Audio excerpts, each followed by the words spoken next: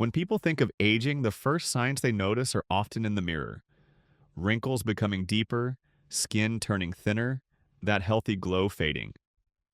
By the time most of us reach our 60s or 70s, we start to believe this is simply how life unfolds.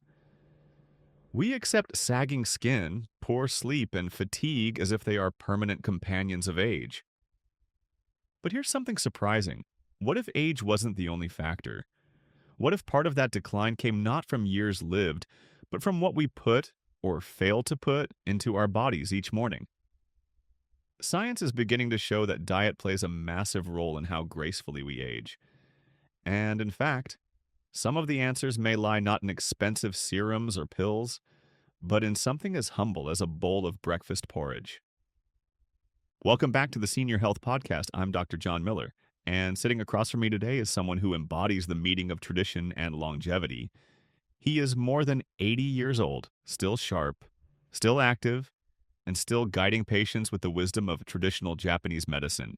Dr. Hinohara, it is always a privilege to sit with you. Thank you, Dr. John. I am happy to be here once again. In Japan, there is a saying, Asa wa jinsei no hajime. The morning is the beginning of life. Each sunrise gives us the chance to begin anew. And the first food we eat sets the tone for everything that follows. In my years of practice, I have met many elders who felt trapped by the changes of aging. They said, Sensei, my skin is dull, my joints ache, my sleep is poor. It is only age, but I often reminded them, what you call age is sometimes imbalance.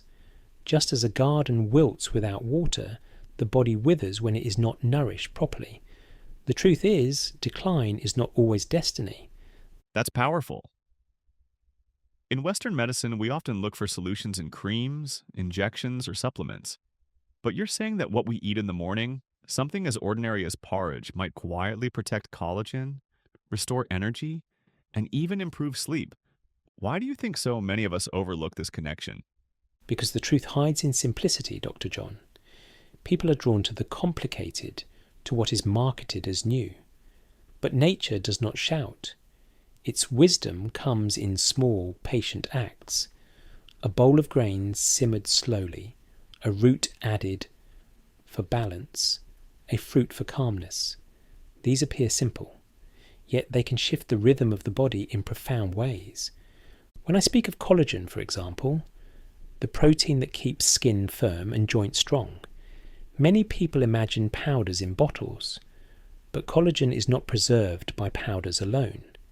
It is preserved by harmony in the body, stable blood sugar, calm digestion, deep sleep, and steady circulation. Breakfast, if chosen well, touches all of these. That's fascinating. Let's slow down and go deeper. For someone listening right now in their late 60s or 70s, what's actually happening inside the body that makes skin lose its firmness and energy fade? There are three main forces at work, and they are universal. The first is oxidative stress. Imagine tiny sparks of rust forming inside the body. Every breath, every meal produces them. In youth, our defences are strong, and we sweep the rust away. But with age, that defence weakens. Collagen breaks down faster, skin becomes thinner, and energy wanes. The second is glycation. This is less known, but very important. When blood sugar rises too high, sugar molecules attach themselves to proteins like collagen. They make the fibres stiff and brittle, like leather left in the sun. Once this happens, skin loses elasticity and fine lines deepen. The third is weak digestion and absorption. Even if elders eat well, their intestines may not absorb the nutrients fully. It is like pouring water into dry soil. The water runs off instead of sinking in. Without proper absorption, vitamins and minerals never reach the skin, the bones, or the brain. These three, oxidation, glycation, and poor absorption, are the silent architects of aging, and yet each one can be influenced by the foods we choose each morning. I see. So while many of us think decline is inevitable, you're saying it's more like a slow accumulation of imbalances. And if we can address those, oxidative stress, glycation and digestion, we might change the trajectory. Exactly, John. In traditional Japanese medicine, breakfast was designed for this very reason. It was never only about filling the stomach, it was about preparing the body for the day's battles. Black rice to steady blood sugar, roots like sweet potato to provide the raw material for renewal, fruits like red dates to calm the spirit, and legumes or nuts to strengthen the body. When combined, these ingredients formed not only nourishment, but also protection. They were the first shield of the day, quietly working against the forces of aging. That's such a different way to think about it. In the West, we often view breakfast as optional, or worse, as a quick bite of toast or a donut with coffee. But you're describing breakfast as medicine, carefully chosen to strengthen the body for what's ahead. Yes, we believe that food is the first and most gentle form of medicine. If you tend to it daily, the body requires less from the pharmacy later. In Japan, we have another saying, Ichi Nichi Ichizen, one good thing each day. A nourishing breakfast can be that one good thing. Earlier, you mentioned that the way many of us approach breakfast today may be quietly accelerating aging.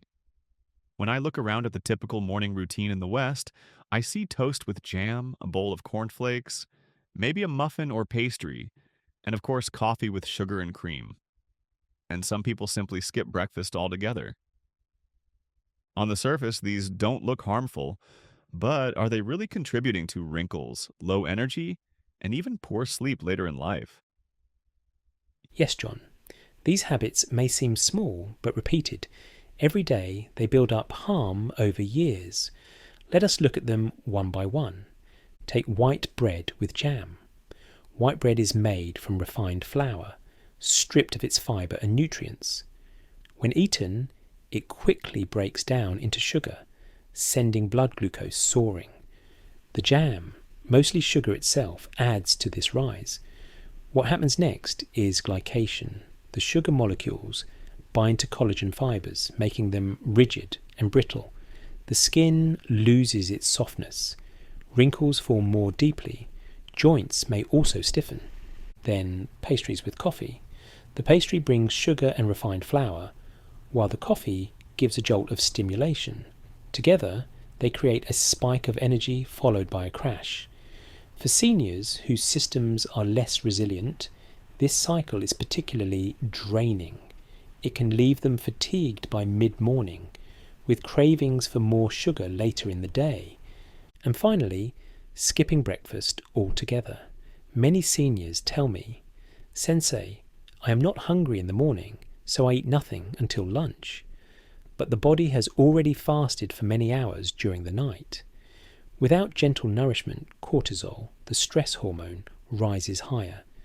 This delays collagen repair, raises inflammation, and often makes sleep the next night less restful. So you see, John, these are not harmless choices. They are the quiet accelerators of aging. That's eye-opening.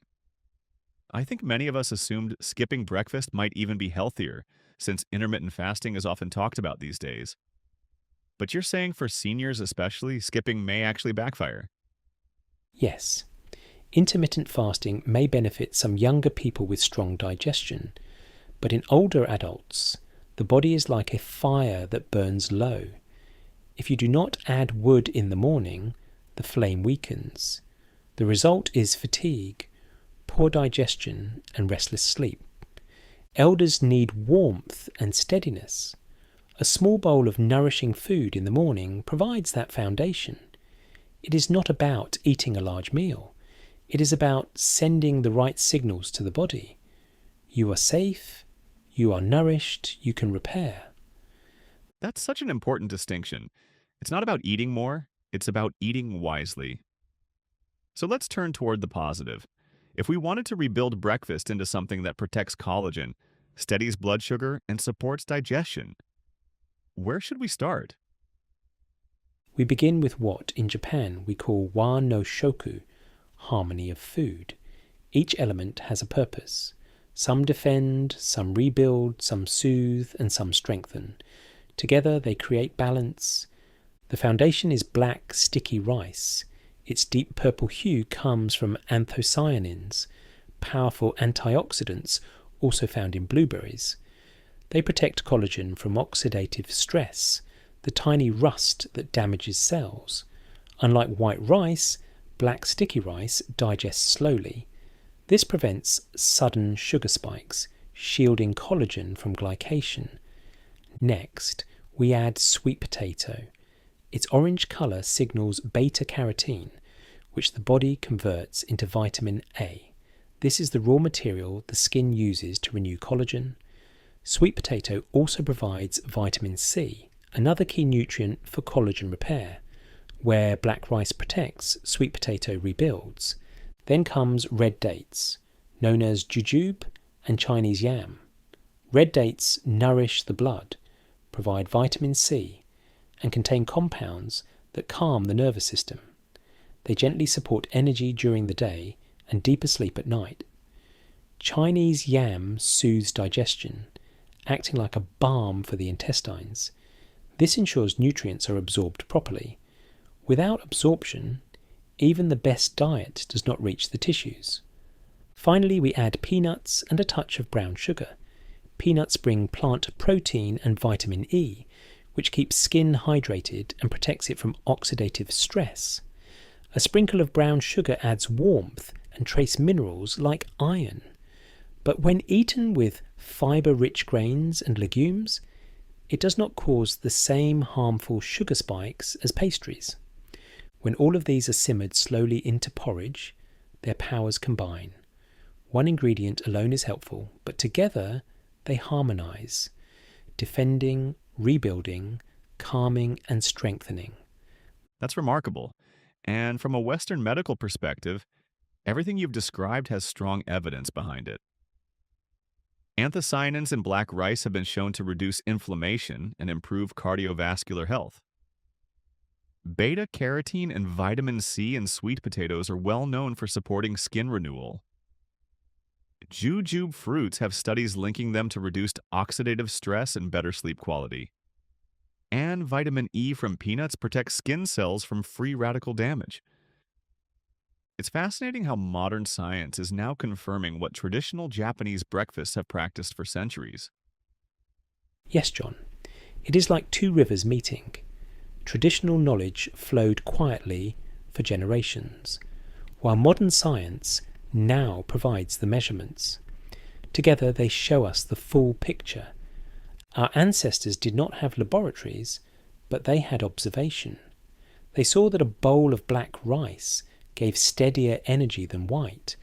They noticed that sweet potatoes brought brightness to the skin. They observed that red dates calmed the mind and improved rest. And so these foods became part of daily life, not because of data, but because of lived wisdom. Now, with microscopes and studies, we can explain why. But the truth was always there. It's a beautiful merging of worlds. And it makes me wonder, if this wisdom is so powerful, why do so many people in the West skip over it and rely on collagen powders or anti-aging supplements instead? Because powders and pills promise speed, John. People hope for results in a week. But the body does not work that way. Collagen is not rebuilt overnight. It is renewed slowly, fibre by fibre, as part of daily living. A warm porridge may not feel dramatic on the first day, but taken daily, it nourishes quietly. After weeks and months, the results become visible. Smoother skin, steadier energy, calmer sleep. This is the medicine of patience. In Japan we say, Iseki iseki ishi no ue ni? Stone by stone, you build the foundation. Food works the same way. Small, steady choices become the architecture of health. Dr. Hinohara, the way you've explained these foods makes me want to try them tomorrow morning. But I think what will really help our listeners is a story, an example of how this works in the life of a real person. Have you had patients who discovered the power of these simple breakfasts?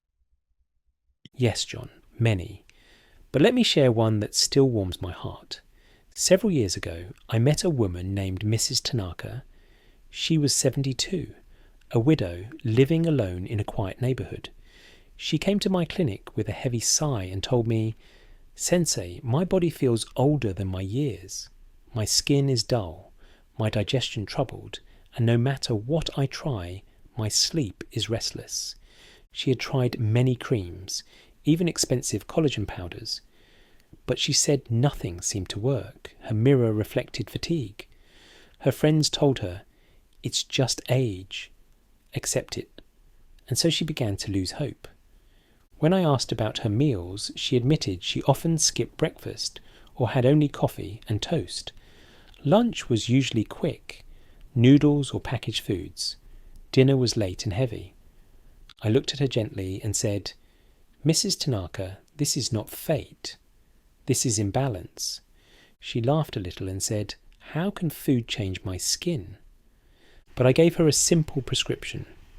Each morning, prepare a small bowl of porridge, black sticky rice simmered with cubes of sweet potato, a few red dates, a slice of Chinese yam, if she could find it, and some peanuts. Just that. Eat it slowly, without rushing. Do this every morning for 7 days, she agreed, though with doubt in her eyes. When she returned 2 weeks later, I noticed it immediately. Her cheeks carried a faint pink colour. She smiled more easily. She told me her digestion was calmer, her sleep deeper, and this made her laugh. Her neighbour had asked what cream she was using. After 3 months, she said something unforgettable. "Sensei, I no longer feel like I am fading. I feel like myself again." Her wrinkles had not disappeared, of course, but her skin looked brighter, her posture straighter, and her energy more steady. She had rediscovered hope. That, John, was the true medicine. Not the porridge itself, but the renewal of spirit that comes when the body begins to feel alive again. That's such a moving story, and I think many listening will resonate with Mrs. Tanaka. The feeling of decline, of believing nothing can help anymore, is so common. But your story shows that even simple, consistent changes can spark transformation. So let's bring this home. For our listeners who want to try this, what's a simple takeaway plan they can start tomorrow? It is simple. Begin with one bowl each morning. Choose your foundation. Use black sticky rice if you can find it. If not, substitute another whole grain, brown rice, barley, or even oats. The key is to choose grains rich in fibre and colour. Add a root. Sweet potato is ideal. Its beta-carotene and vitamin C support collagen renewal. Add support. Red dates, also known as jujube, bring gentle sweetness and calming compounds. If available, add Chinese yam for digestion. Add strength. A small handful of peanuts or other nuts provide protein and vitamin E, which protect skin and joints. Balance the flavour if you desire a sprinkle of brown sugar. Use sparingly. It is not for sweetness alone, but for warmth. Simmer these slowly in water until the grains are soft, the sweet potato tender, and the flavours blended. Eat it warm, with gratitude. Do this daily for 7 days. Then notice, is your energy steadier? Is your sleep deeper? Does your skin feel less tired? Small signs will appear. That's a practical plan. And from the Western side, each step is backed by research. Studies show anthocyanins in dark grains reduce inflammation, beta-carotene and vitamin C are critical for collagen production, jujube fruit supports sleep and lowers oxidative stress, and nuts provide vitamin E that protects skin from damage. So this isn't just tradition, it's science and tradition working hand in hand. If you're listening at home, I encourage you, try this for a week. Replace your toast and coffee with one of these porridges. See how your body responds. Yes. In Japan, we have a saying, "Tabemono wa kusuri." Food is medicine. But medicine does not work if it stays in the jar. You must prepare it, eat it, and let the body use it. Even the smallest bowl can change the course of your day, and over time, the course of your years. That's a beautiful reflection. So, before we close, Dr. Hinohara, If you could leave our listeners with one final thought about aging and breakfast, what would it be? I would say this: aging is not a fall from the mountain, it is a path down the slope. You can walk it with weakness, or you can walk it with strength. Each morning gives you a chance to choose. If you choose with care, if you warm your stomach, calm your spirit, and steady your blood, you will find that the path is not so steep, and the view is still beautiful. That's a wonderful way to end. Thank you, Dr. Hinohara, for sharing your wisdom once again. And to our listeners, this week, try one of these porridges. Tell us in the comments which one you made and how you felt after 7 days. This has been the Senior Health Podcast. Until next time, stay well, stay curious, and remember, your kitchen may hold more power than any pharmacy shelf. Any pharmacy shelf. Any pharmacy shelf.